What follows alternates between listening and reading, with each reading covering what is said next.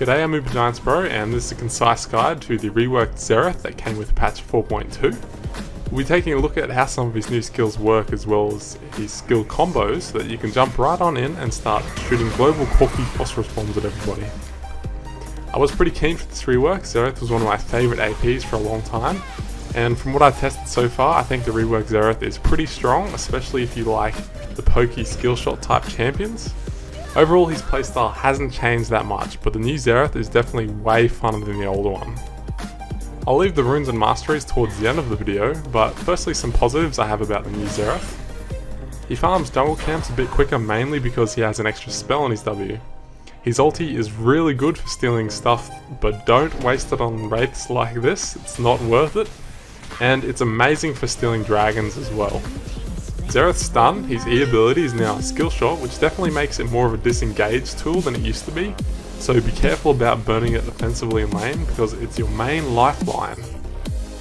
Some negatives about the new Xerath is that his ulti is actually really hard to hit and it's on a way longer cooldown. So those two things together mean that it's not as good for pushing people off towers as it used to be. Because of his ulti's longer cooldown, CDR is really important on Xerath, so I'd say that Omicron or Nathines is core on him every game.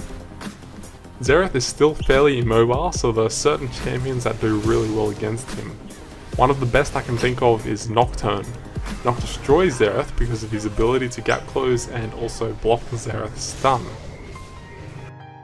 Alright, so some important things to remember for Xerath. Xerath's bread and butter Q charges up exactly like Varus's Q if you've played Varus, but it does not increase the damage of it like Varus's does, just the range. So if someone is right in front of you, you're better off shooting a short range Q because it does the same amount of damage. Also remember to auto every time your passive is up to sustain more mana in lane. Xerath's ulti will cancel and go on cooldown if you move while you're rooted. I made this mistake the first couple of times I used it, and I'm sure I'm not the only one that will make that mistake. So make sure you get in range of what you want ulti before you press R.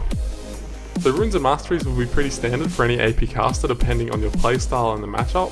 For runes I like hybrid pen marks or magic pen marks, armor seals and AP quints as standard, and then either AP per level glyphs or a combo of flat magic assist and AP per level glyphs depending on if you're against AP or an AD champion.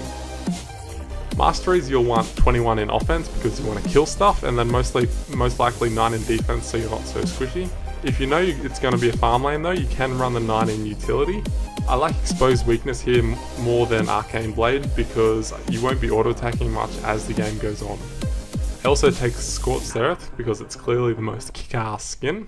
That's all for this Xerath guide. Feel free to check out my other champion guides and videos, and remember to give a thumbs up if you want to see more champion guides. I appreciate your feedback and comments, so feel free to tweet me at UberGiantsBro or comment below. Until next time, all the best in solo gear.